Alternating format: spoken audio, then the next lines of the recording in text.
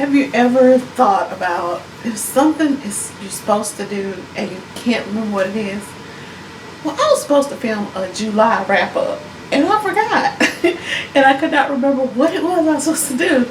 So now it's at the end of August and I'm going to go ahead and let you know what I read about in July.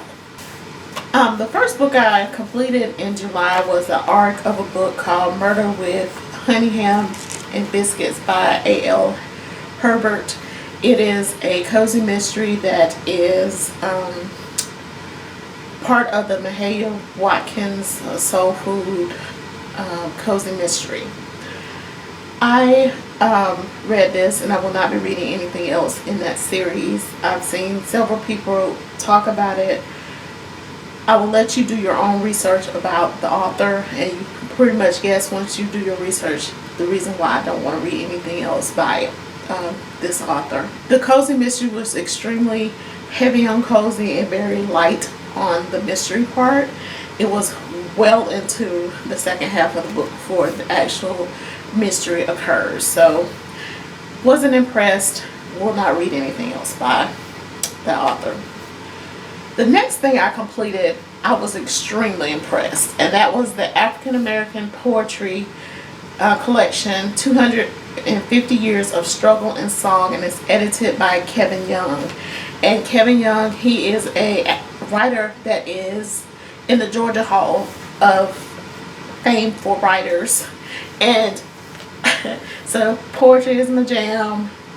Him being in our Writers Hall of Fame, I was automatically intrigued when I got a chance to review an advanced copy of this collection.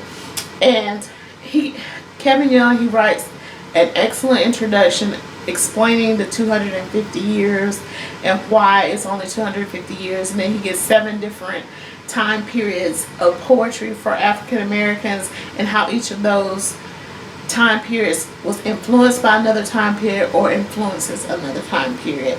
And it's just excellent, and that's probably the best poetry collection of African Americans that I have read, and I've read a lot of them. And a lot of the poems were repeats that I have saw anthologized in other collections, but the ones that are not very familiar are the gems. So definitely check that out. I will put the publication date in the description box. So the next book I read was another advanced reader's copy, and that was The Aftermarket by Shai, and that is a paranormal romance, and I have reviewed one of her other books on this channel before and was thrilled when she sent me this collection. And this excuse me, it's not a collection, a novella. To me, it was more of a thriller than romance. It follows a couple that who are shifters. They have different animal beings, and they come together and they're trying to deal with finding out that the husband has a child out into the world, and they're trying to go find this child. And so the world building that she does in that short amount of time is excellent. Shai is definitely a gem. Check out her other writings as well. So in July, I saw on Twitter that there was this thing called hashtag Jenkins July, and that's for Beverly Jenkins, the world-renowned romance writer, and she does a lot with historical fiction.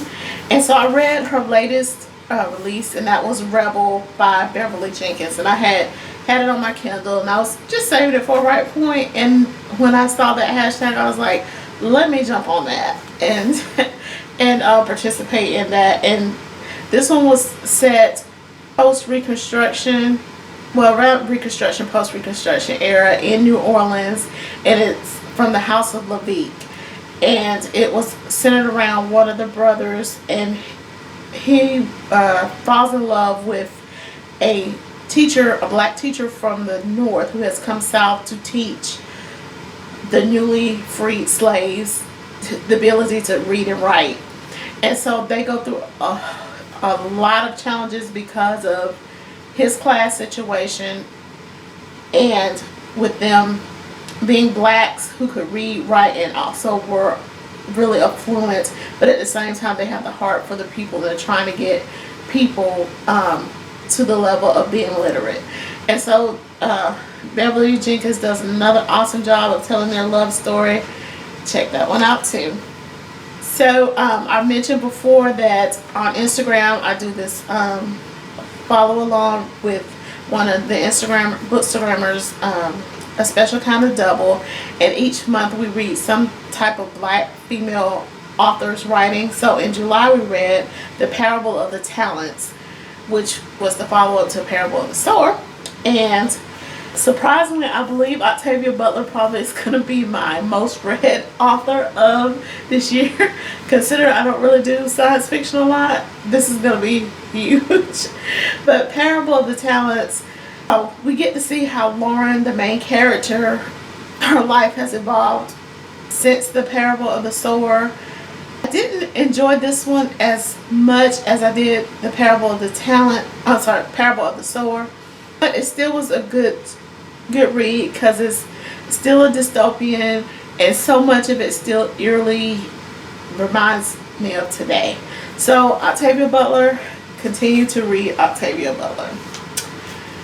And the last book I read in July, which I actually didn't finish till August 1st, but that's okay, was Kintu, and that was the Read So Lit read along for July. And I will link the live discussion that Dee Dee did on her channel with Michael Reeves and with Musical Tati, and there's a guest appearance by the author. So Kintu was everything. I struggle with reading large novels, and this book was over 400 pages, but it's really about multi-generations in the Kintu family. And I learned so much about Ugandan culture that I was just blown away. And the way she does the stories and how they interconnect, just straight up brilliance. So definitely check out the live discussion on that. So that was my just a brief summary of what I read in July. I hope you all had a great read 'em up, and hopefully my August wrap up will be on time. I'll see you in the next video.